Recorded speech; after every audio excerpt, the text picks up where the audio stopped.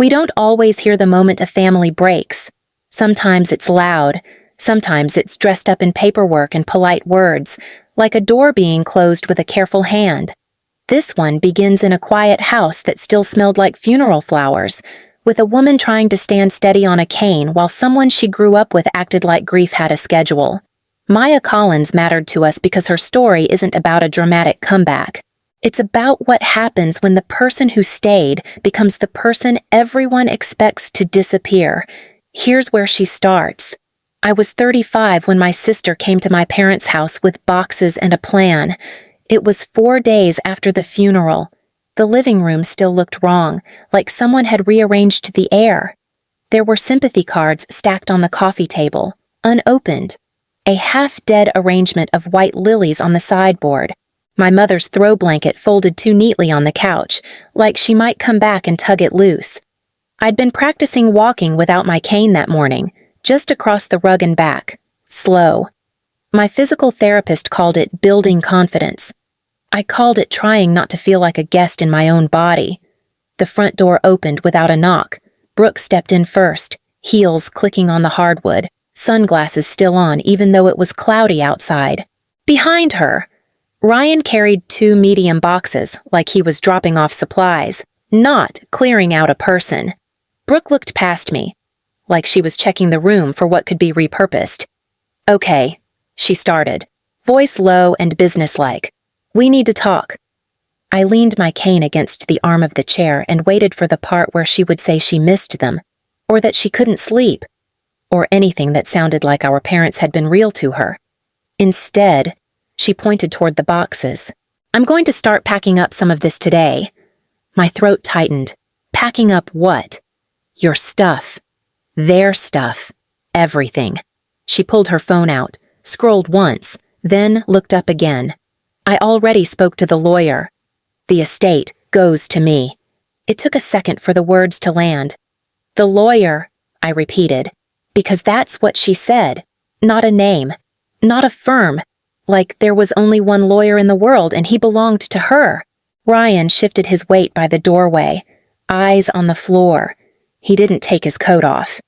Brooke took off her sunglasses and set them on the entry table, right beside my father's old key bowl. That tiny gesture felt like a claim. The house, the accounts, all of it.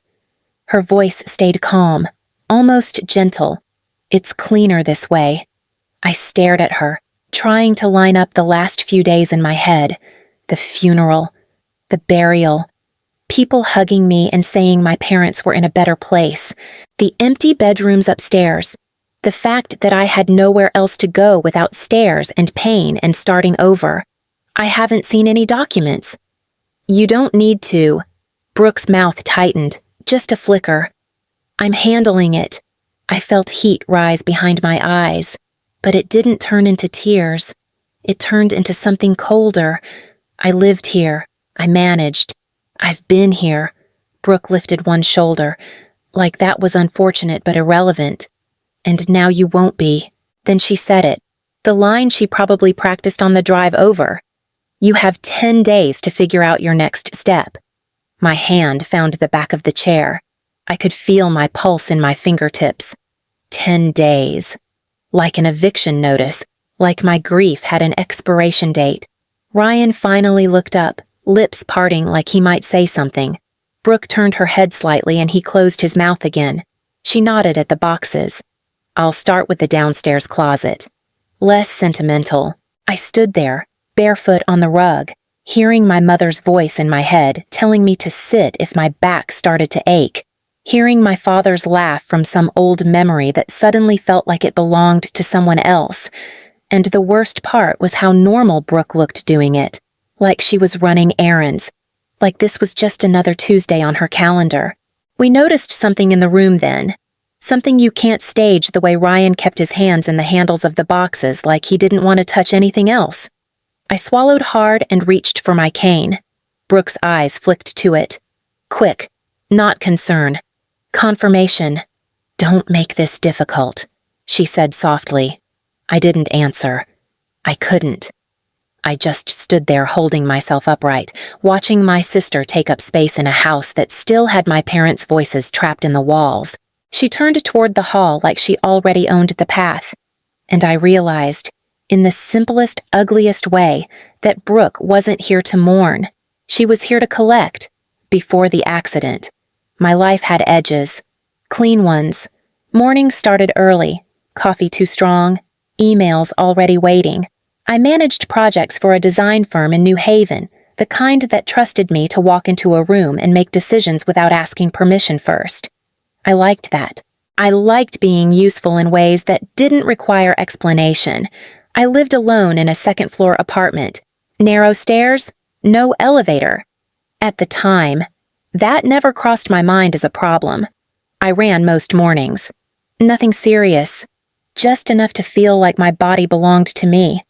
Brooke used to joke that I worked too much. She'd say it with a smile that sounded supportive but landed somewhere else. "You don't have to prove anything," she liked to say. I never understood who she thought I was proving it to. The night everything changed was ordinary. Late dinner, rain starting up again.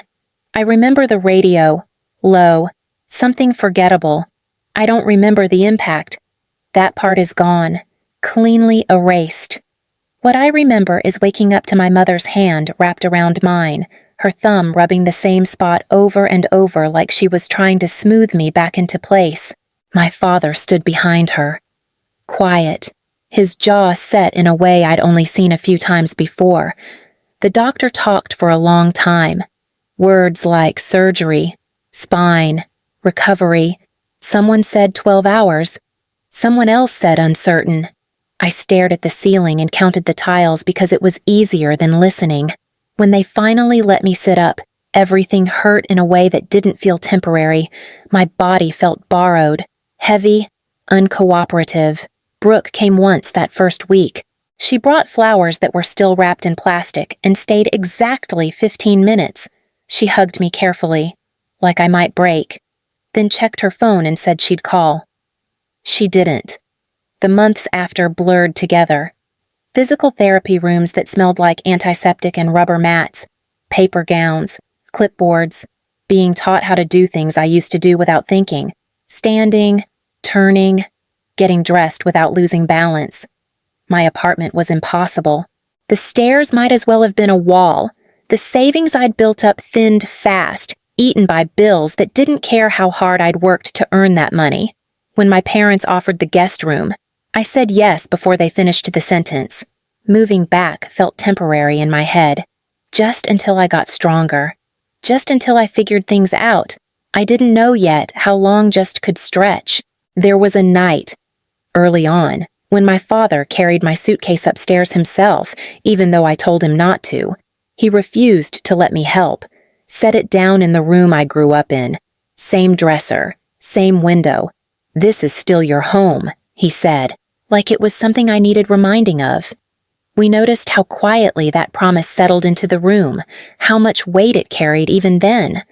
I lay awake that night listening to the house breathe, telling myself this wasn't the end of anything. Just a pause, just a bend in the road. I believed it. For a while, living with my parents wasn't dramatic.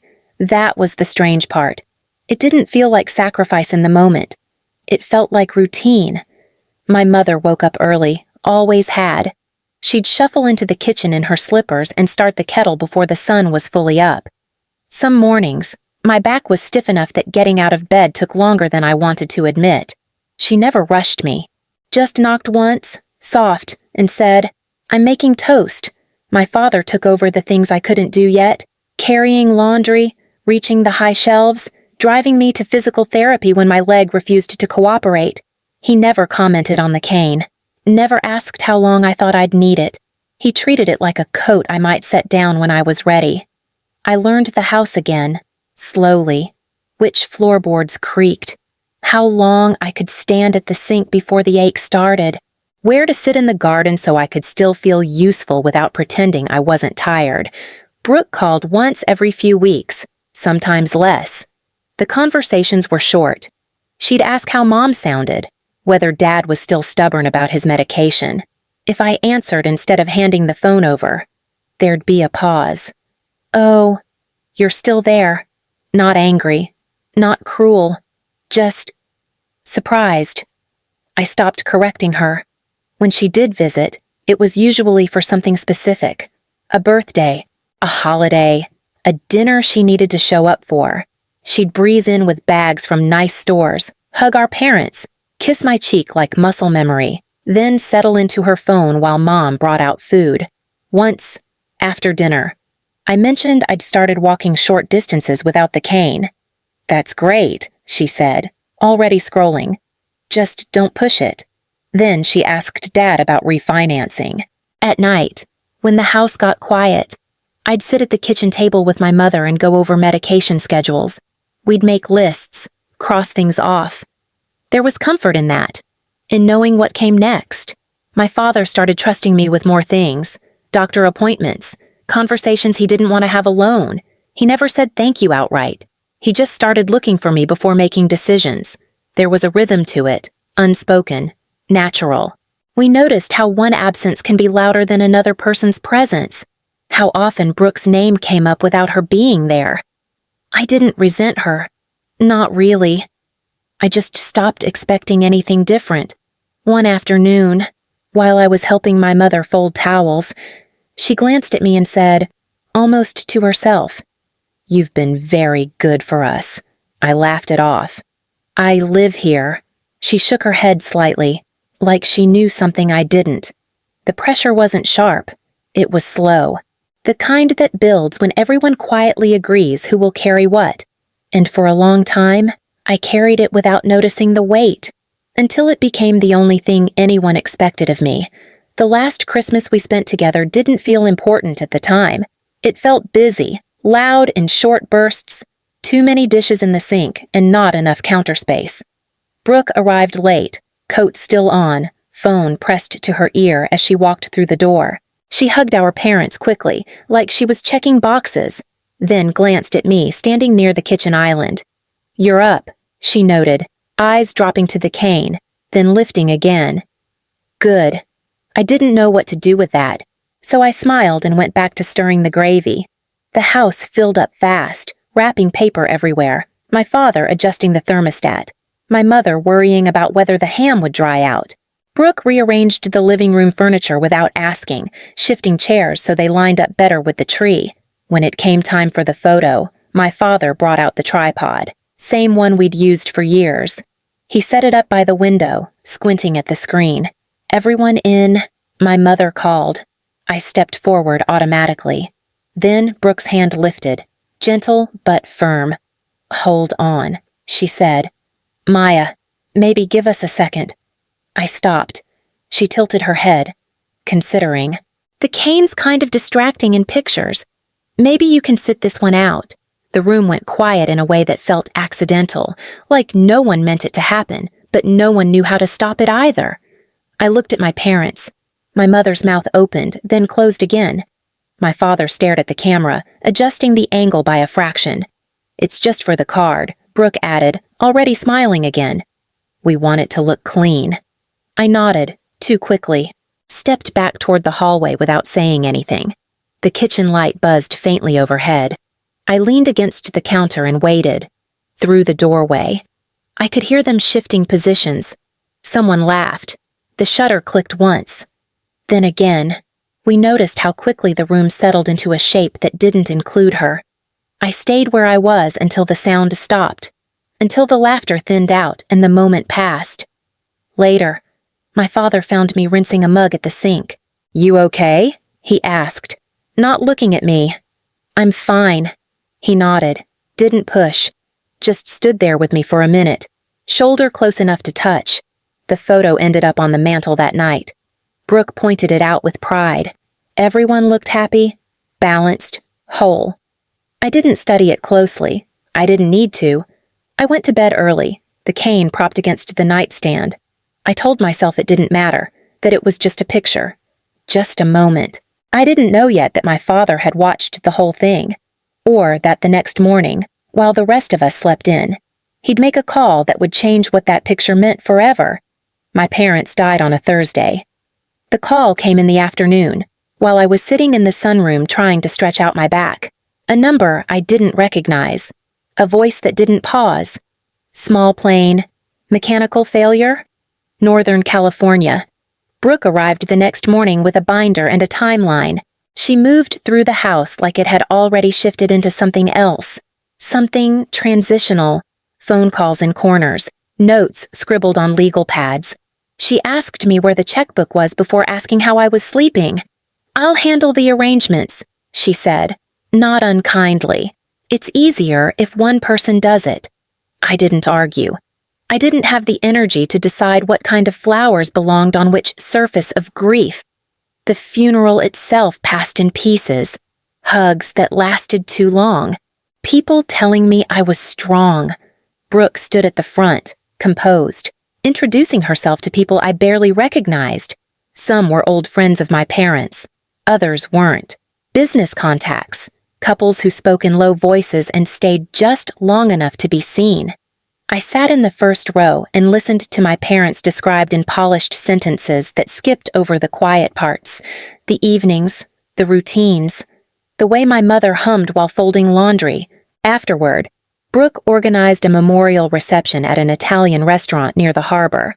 White tablecloths, soft lighting, a private room that smelled like wine and citrus. She stood at the head of the long table, glass raised. My parents worked their whole lives for what they built. She said, "And I promise I'll honor that." The word honor landed differently than she probably intended. People nodded. Someone clapped. Ryan stood beside her, smiling a little too wide. I stayed near the back, my cane tucked against my chair. A woman from my father's old office leaned over and whispered that I looked just like my mother when I smiled. I thanked her and stared down at my plate. Halfway through the evening, an aunt I hadn't seen in years asked Brooke where I'd be living now. Brooke didn't miss a beat. "Maya's transitioning," she said lightly. "She's very resourceful." A few people laughed, not because it was funny, because it filled the space. We noticed the way laughter can sometimes be used like furniture, moved in quickly to cover an awkward gap. I felt my face warm. I didn't look up. Brooke passed by my table a moment later, leaned in close enough for only me to hear. "I told you staying home would be easier." I didn't respond. I remembered something my father once said about meetings. Let people talk. They reveal more than they think. When the night finally ended, Brooke hugged me stiffly near the door. "We'll talk soon," she said. We did. 3 days later, she found me in the living room, surrounded by sympathy cards I hadn't opened yet. I spoke to the lawyer. She began, arms crossed. "Everything's been confirmed." I looked up slowly. "Which lawyer?" She waved her hand. "The estate attorney." "You don't need the details." Something in my stomach went cold. Not fear. Recognition. "You'll need to make plans." She continued. "I'll give you 10 days. 10 days. The number hung there, sharp and clean. I watched her walk out of the room she'd grown up in, already moving on to the next thing, and for the first time since my parents died, I didn't feel numb. I felt alert. Brooke came back the following afternoon. I was in the hallway, practicing walking without the cane, one slow step at a time, my hand skimming the wall for balance. The physical therapist called it progress. It felt more like negotiation, my body arguing with itself about what it was willing to do. The front door opened hard enough to rattle the glass. Brooke walked in first. Ryan followed, carrying 2 cardboard boxes this time, bigger than the last ones. He set them down near the entry like he'd been told exactly where. "We need to move faster," Brooke said, scanning the room. 10 days is generous, but I don't want this dragging on." I steadied myself and reached for the cane. Her eyes flicked to it again, quick, assessing. "You're still using that." "Not always." She tilted her head. "It seems like always." Ryan shifted his weight, his mouth opened, then closed. I moved toward the living room, slow and careful. Brooke followed, heels sharp against the floor. "I've already started sorting." She continued. "Clothes first, then paperwork. The downstairs closet makes sense. I stopped near the couch. You don't get to do this. She laughed softly, not amused, just dismissive. I already am. One of the boxes nudged forward, not thrown, just pushed with the side of her foot. You've had a lot of time, she said. At some point, pretending you're still broken stops working. The word broken landed heavy. From the kitchen, I heard a small intake of breath. Elena stood there, one hand still on the counter, eyes fixed on us. She'd come by to check my mother's old medical files before turning them in. She hadn't announced herself.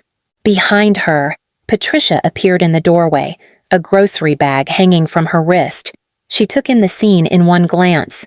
You don't talk to her like that, Patricia said. Voice steady. Brooke turned slowly. This is family business. I've lived next door for 30 years, Patricia replied. I've watched this family longer than you've watched yourself. Brooke's jaw tightened. That doesn't give you a say. Elena said nothing. She reached into her bag instead and pulled out a small notebook. She didn't write right away, just held it. We noticed the way the room changed when someone started paying attention. Brooke looked at me again, closer now. You can't stay here forever. I'm not asking to, I answered, surprising myself with how calm my voice sounded. I'm asking for time. You had time. She stepped back, clearly done. Friday, she said. I want you gone by Friday. Ryan finally spoke. Brooke, maybe? Not now. She grabbed her coat and turned toward the door. Patricia moved aside but didn't look away. When the door slammed, the house went quiet in a way that felt different than grief, sharper. Elena closed her notebook and met my eyes. Are you okay? I nodded, even though my hands were shaking. Patricia set the grocery bag down on the table. She doesn't get to erase you, she said. Not like that. I leaned against the wall, breathing through the ache in my back, the echo of Brooke's words still hanging in the air. Friday. For the first time. I wasn't just scared. I was done pretending this was misunderstanding instead of intent. Ryan came back the next morning alone. I was at the kitchen table, sorting mail I didn't recognize anymore, condolence cards mixed with bank envelopes. His knock was soft, careful, the kind of knock people use when they're hoping you won't answer. When I opened the door, he flinched. Not dramatically, just a quick tightening around the eyes. Brooke doesn't know I'm here, he said, stepping inside before I could respond. He kept his jacket on, hands in his pockets. We sat across from each other.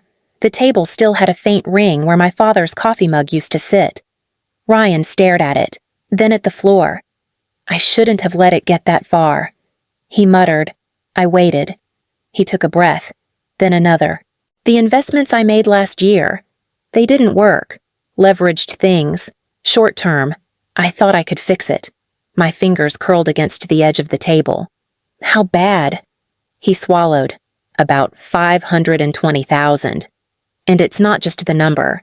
There's litigation. Accounts are frozen. Credits tapped out. The words landed one by one, heavy and precise. We were counting on the house sale, he continued, just to stabilize, just to breathe, and Brooke decided I was in the way. He didn't argue with that. He rubbed his face, palms dragging down slowly. She's panicking.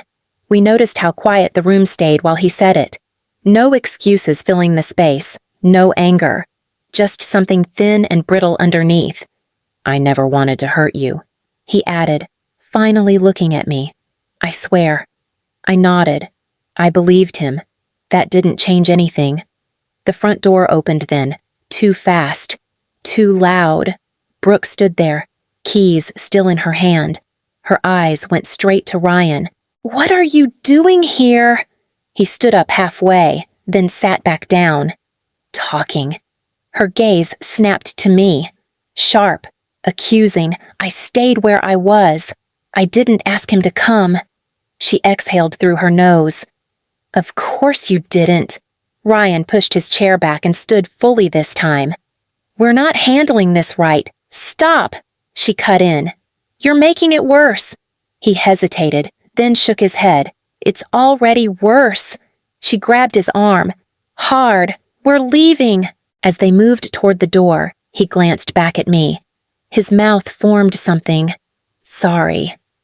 Maybe. The door closed behind them. I sat there for a long moment, staring at the empty chair, the quiet settling back in. It wasn't about inheritance, or fairness, or even grief. It was about money running out. And suddenly, everything Brooke had done made a different kind of sense. The law office smelled faintly of coffee and old paper. Not unpleasant. Just settled. The kind of place where people waited for news they already suspected would hurt. Brooke was there when I arrived, sitting straight. Coat folded over the back of her chair, phone face down on the table like a promise she didn't intend to keep.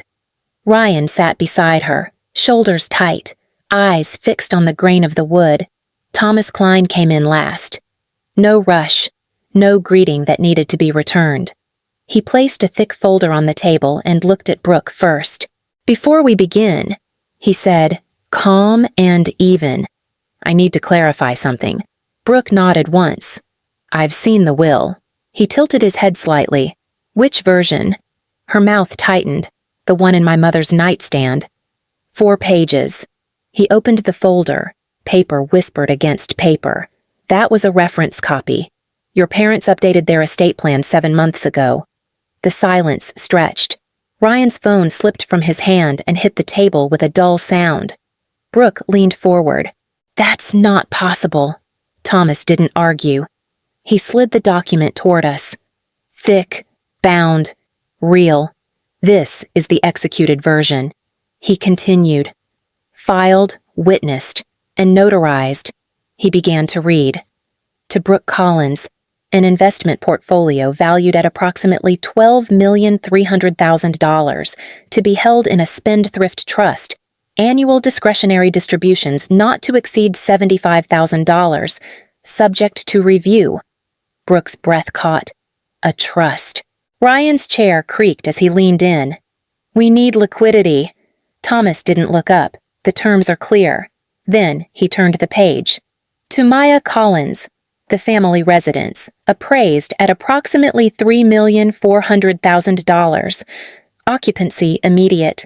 Sale restricted for a period of 7 years. My hands went numb. The room felt too quiet, like sound had been pulled out of it. There's more, Thomas said, reaching into the folder again.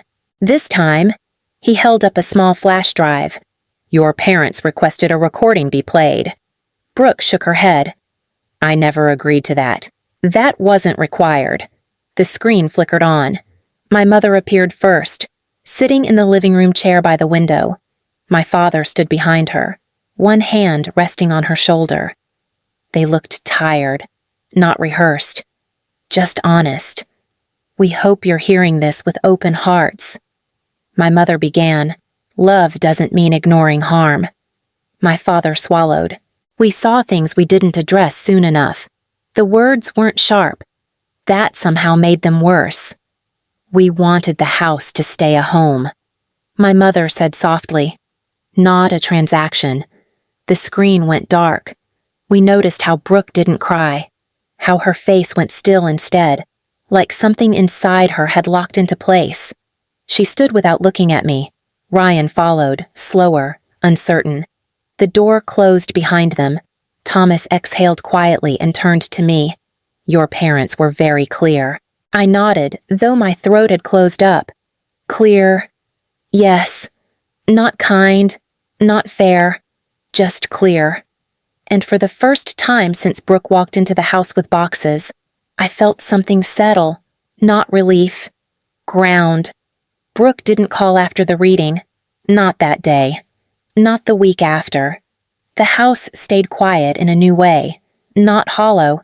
Just settled. Like it had finally decided what it was going to be. I moved into my parents' bedroom a month later. The guest room felt borrowed.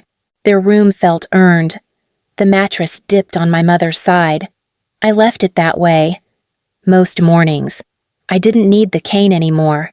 I kept it by the door anyway, not as a reminder of what I'd lost, but of what I'd made it through.